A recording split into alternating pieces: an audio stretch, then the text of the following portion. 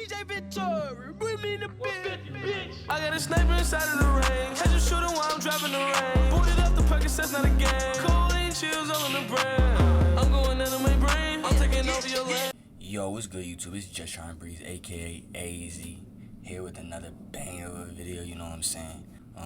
Shit. I hope all y'all is having a great ass day. You know what I'm saying? Making the best of life and whatever. Shoot. Without further ado, let's get straight into the video. This reaction video is gonna be how Juice WRLD's legacy was ruined. You know what I'm saying? And this one should be real interesting. I ain't gonna lie, cause I'm a big Juice WRLD supporter and shit. Paced to become one of the biggest artists in the world, having a #2 song and a #1 album, all before turning 21 years old. But after his passing in 2019, a series of decisions from the people he was closest with completely tarnished his reputation for a lot of people. Now, instead of being remembered for his musical versatility, pioneering, and achievements, he's seen by many as just a rapper who only made depressing music and was betrayed by his flawed, sinning fiance. In this video, I'll go over all the events that caused Juice WRLD's legacy to spiral downward, starting with the most important factor of all, his death itself. Random shit, but yo, that shit hit different when Juice WRLD died. I know that shit. Juice WRLD tragically passed away on December 8th, 2019 from an accidental overdose. It was no secret that he was a heavy drug user, as drugs were a frequent topic in his music. His use went all the way back to 6th grade, which is when he first started drinking lean. He cited the rapper Future as the one who influenced 6th grade. 6th grade. That's wild, bro. For a lot of people that's struggling with addiction, I hope y'all get through it. You know what I'm saying? I've had my fair share shares of experiences with drugs and shit. But just know you gonna persevere, bro. At the end of the day, this shit don't make you. You know what I'm saying? If it feels like you need it, like you depend on it sometimes or whatever. But shit, that shit don't make you, at the end of the day, to keep it 100. to try lean, so you could argue that Future played a part in his addiction. It's not really fair to blame anyone but Juice himself for his substance problems, but the people around him definitely didn't help his addiction. The documentary that released after his passing showed Juice constantly high and taking extreme amounts of drugs while the people around him enabled it. His fiancée Lotti was a user herself, and Juice actually credited her as the one who taught him how to sniff. If you want to get really technical, you could blame whoever Yo, that's wild. That bar flew over my head till bro said that shit. There is a song with bro saying prescribed Juice ADD medication in middle school, as he's mentioned that the ADD treatment Vyvanse probably started his drug addiction. Thinking back, it probably started with the Vyvanse. Now I'm staring at Oxycontin in my hand. Regardless, Juice's overdose wasn't where his legacy would end. He was a workaholic and left us with allegedly around 3,000 unheard songs. And these were completed songs too, not half-finished rough demos that artists typically have at the time of their death. It seems like it would be hard to do wrong. And the amazing part about this nigga is almost all those songs are freestyles, in my opinion. That's what I believe, bro. How we hopped, actually, I mean, for a lot of you niggas who really check out and watch his shit, you could definitely tell most of his songs are freestyle and like off the head. And bro is very talented with using, like, is coming up with shit fast as fuck, no cap. Very talented artist. That many songs in the label's hands, but they still somehow found a way to mess things up. The label Juice WRLD was signed to is Grade A Productions, a label in which he was the first artist to sign to. Grade A Productions was founded in 2017 by Chicago rapper Lil Bibby and his brother George, known as G Money. The label was literally created to sign Juice WRLD, as Bibby and G Money launched it after they discovered Juice on SoundCloud and loved his song Lucid Dreams. His label being run by people who were completely new to running a label is a likely reason things didn't go as well as they could have after he passed. To give credit where it's due, Juice is... I mean, if you never ran a label before, you're not gonna be that in touch with the shit and really know what you're doing. So that First makes posthumous a lot of album, sense. Legends Never Die, was a well put together project that most people enjoyed, but everything following its release was more of the opposite. For his next album release, Bibby was hinting the title The Party Never Ends, and a trailer even released for this album in July 2021, implying that it was going to drop soon. This was not the case, as The Party Never Ends got pushed back after the announcement of Juice's Into the Abyss documentary. The documentary was to have an album released alongside it to serve as its soundtrack, titled Fighting Demons. When this album dropped, it was clear that it didn't meet the standard that Juice's other albums had set. The song choices weren't what fans wanted. That's Just a bunch facts, of though. sad songs about depression and drug dependency. Juice already had the reputation of being an emo rapper to the general public, but this album... But you gotta understand, Juice WRLD didn't have all 8. I feel like it's whoever processes it. Like, Juice WRLD had hype songs, he had sad songs, but he could have a hype beat and be sad on the sad, like on the hype beat. You know what I'm saying? Or it could be a sad beat and he be hype on that. Like, it didn't really matter. But I get it, bro, man. He was very... just amplified that by 1,000, making many casual listeners believe that all he made was depressing music, when that's far from the truth. Even in the documentary that the album was for, Juice was playing more upbeat songs of his that he said were for his next album called Outsiders. I tell you, Fun fact, there's a vending machine at the peak of Mount Fuji. It's true. There's like 5 million of them in Japan. I tell you the name of my next album. It's called Outsiders. I'm gonna play you the intro to it, just to give you kind of a feel of where I'm going, you know? Yo, nah, I fuck with that song hella. It's fucked up because I ain't really listened to the albums. I've always been into all Juice WRLD songs. You play any song, I know that shit. But I wouldn't say I know the albums and all that shit. Like, I just know the songs because I really be searching for all the unreleased shit. You know what I'm saying? I'm at like probably 1,000 or something right now. But I be trying to find all this unreleased shit, and I feel like as a supporter, I really should be checking out his album. But outside is the intro verse, the motherfuckers that don't fit. Off the rip. I gamble with my life, I'm cashing in my trip. Hey, this is going on my next album, bro. This shit hard. Ali even claimed to have the track list for the Outsiders album, so it's a shame that Juice's label didn't just release the actual last project Juice was working on and wanted to put out. Things somehow only seemed to get worse after the disappointing release of Fighting Demons. The Party Never Ends album continued to be teased just to be delayed over and over and over and over again. Bibby literally became a meme for always saying that the album was coming soon, when in reality, it was not. He's blamed leakers and hackers for being the reason The Party Never Ends hasn't come out, but a lot of the songs fans want the most are songs that already leaked, so including leaks on the album seems like a much better solution than just waiting for years, as that's done nothing. I understand that, like, no cap, if they just released the songs that were already leaked, niggas will still check it out.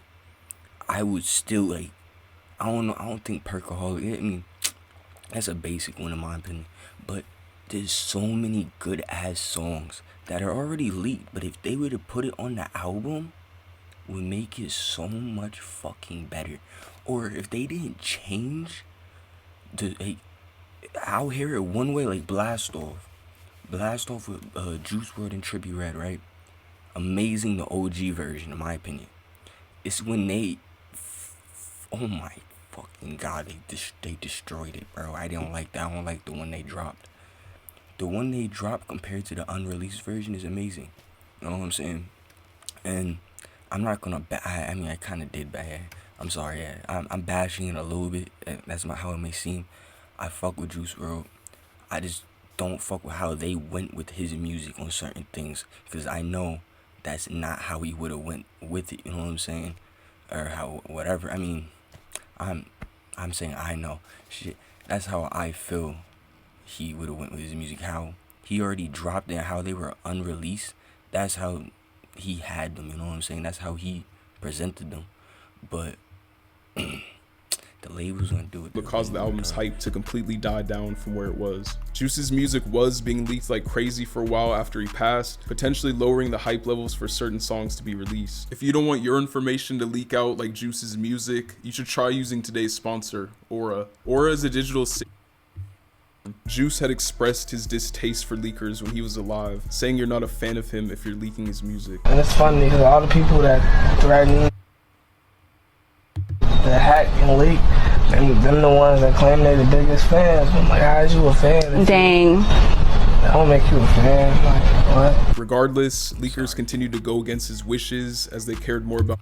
Bro, even after his death, niggas definitely, you know what I'm saying, rest in peace, Juice. But niggas definitely went and leaked hella songs, like, bro. And no cap, I feel bad about it, but I kind of appreciate it that we get to hear this shit as, you know what I'm saying, as it was, like, how it was first created, or however it was first created, whatever, I'm really trying to say. But, yeah, like, when they release it, like, when the label releases it, it's, I don't know, that shit don't sound right sometimes. Money than Juice's legacy. At one point in 2022, a song with Juice and XXXTentacion that their teams had been teasing was leaked, directly causing the song's cancellation. You can blame leakers for profiting off of Juice's work, you can blame Bibby for being stubborn with releasing leaked music, and you can even blame the fans for paying to hear unreleased songs rather than waiting for them to come out. But all Juice's label has been doing is dropping like one song of his every few months, usually just being another sad song no one asked for. It was even revealed in February 2023 that a majority stake in Juice WRLD's rights and income streams were quietly sold to Opus Music Group in early 2022 in a 9-figure deal. Whether it be due to greed, ignorance, or inexperience, Juice's label somehow failed to positively build upon his legacy, even with Juice leaving behind a blueprint and thousands of songs. Another person who failed to positively build upon Juice's legacy is his own fiance, Lotti, who's done nothing but tarnish his image since he passed away. So I was going through Splice samples and I found this. Disrespected bro's name so much since bro's died, it actually pisses me off. All while Juice's label was hurting his public image, the former love of his life, Lotti, was only making him look that much worse. At first, it seemed like she truly wanted to uphold Juice WRLD's legacy, acknowledging that she herself was attached to it. I'm trying to uphold a legacy my name is attached to. I would never be on here acting like that or posting OnlyFans or doing anything like, but still trying to acknowledge Jared's legacy and be part of that. But everything seemed to change in 2022 after she met someone named Carter Jamison. Carter is a social media marketer with scamming allegations who was 18 at the time of meeting Ali. He initially linked up with her to promote giveaways, but he eventually ended up managing and dating her as well. Ali moving on wasn't what people had an issue with though. The first big thing people took offense to was her seemingly giving away gifts Juice WRLD gave to her to her new boyfriend. Carter was seen flexing a watch Juice had given Ali while playing his song Burn, and he was also spotted in clothes Juice WRLD had worn. How do you feel right wearing someone else's watch who passed away, bro? Is that bro? I know that's not bro's velo. As well as with the custom bag Juice had made for Ali. Carter even bragged about being inside Juice WRLD's home. The same time period all of this occurred is also when Ali created an OnlyFans, which she previously stated she would never do because she was trying to Juice WRLD really, I don't like, a lot of the songs he made, I felt like were really, you know what I'm saying, like they mentioned a lot of Ali, you know what I'm saying, that's how you know she meant a lot to that nigga, or, like, whatever in the moment, I guess, but, only if he could see what she was doing. Juice WRLD's legacy. People would have likely been able to look past her OF if she had just kept it all about herself like she claimed, but unfortunately, that was not the case. She eventually went on to post to her OF about releasing her tape with Juice WRLD because hackers were apparently threatening her to leak it. She also used it to sell a bunch of Juice's old clothes and apparently some nasty shit like his dreads, teeth, and a vial of his juice. I know that she is so just not morally right. Like,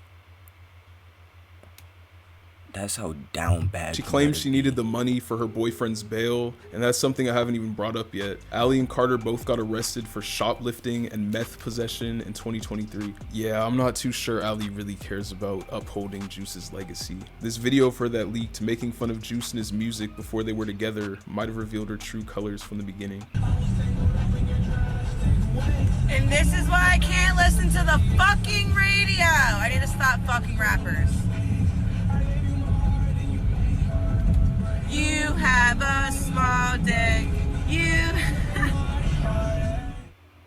It seems like a lot of the time Juice WRLD's name is brought up now is for the wrong reasons, like an album delay, something bad his fiance did, or unwarranted hate about his music style. His fans are all seen as depressed children who only like his music because he died. When he passed away, he was the 58th most streamed artist monthly on Spotify, and now he's fallen all the way to 144th after reaching a peak of 12th in 2020. Real Juice fans will always know the skill, versatility, and impact he had, but the number of new people finding out is only getting lower and lower as the days go by and his public interest fades away. Even some people who are already fans of Juice are losing interest in his music because of his label's poor music choices and delays, while also failing to keep fans in the loop with news. As a Juice fan myself, it's all hard to see, knowing how many amazing unreleased songs he has that many will never get to hear, and knowing how big he could have been with the talent and crazy work ethic he had. It's a shame things ended up how they did, and that the people Juice was close with didn't do a better job upholding his legacy. Hopefully things get better from here, maybe with his next album,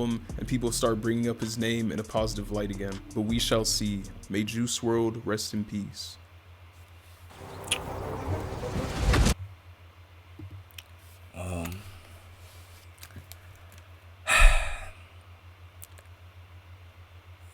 This video got me feeling like, I don't know, I already didn't. I didn't have those thoughts. I mean, I've been had those thoughts for a little bit about Ali, because after she started doing all this wild shit trying to expose bro, and really just bringing his name down and just basically stomping on his shit, it pisses me off a little bit. I ain't gonna lie. You know what I'm saying? Being a Juice WRLD supporter or whatever, I don't feel like his name should be like just demoralized or whatever like that, because it shouldn't. And how he, you know what I'm saying, he mentioned this bitch, and how he, like, you know what I'm saying, just explain, like, use their relationship in that. Most of his songs, you could tell how he really felt, or I mean how he felt in the moment. I say that because I know bro was off drugs and shit, but who knows, maybe the relationship was real. She makes it seem like that shit was just a whole fucking facade, in my opinion. Cause I don't feel like if you really loved bro or whatever, you would be doing most of the shit you're doing, like you're really just decrediting his name or whatever. And yeah, I really just, drop fuck Ali Lotti in the chat, cause that would make me feel better. But shit, that's the end of the video, Breeze Squad. If y'all fuck with it, let me know by dropping a like and commenting or some shit, and subscribing. But shit, I'll catch you on the breeze, you hear me? DJ Victor, bring me the bitch. I got a sniper inside of the range. Had you shooting while I'm driving the rain. Booted up the pockets, that's not a game. Cold ain't chills all in the brand. I'm going into my brain. I'm taking over your land.